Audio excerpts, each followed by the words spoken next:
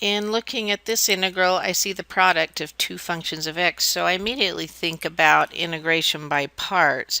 And sort of on first glance, I see this x to the fourth would go to 0 if I differentiate enough times, so this looks like a good candidate for u, but that would mean my dv was ln x dx. And so to get v, I would have to integrate ln x dx. And not that I can't do that, but it actually makes something that's more complicated.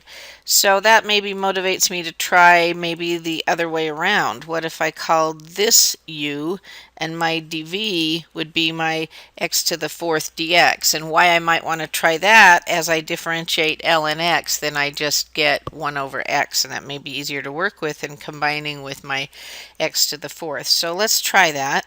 If we have u equaling ln x, then du is going to be 1 over x dx.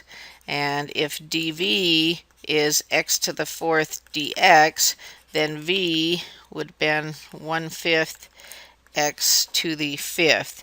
Now as we apply the integration by parts formula, and just to remind you, that was the integral of u dv equals uv minus integral of v du. So let's go ahead and apply that here.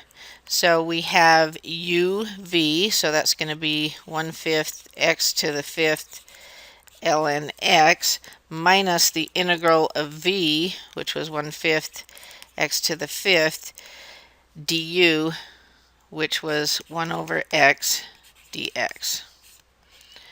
Now in looking to see what we may be able to do with that, this will reduce this, and now we just simply have a power of x here, and so that will be very manageable.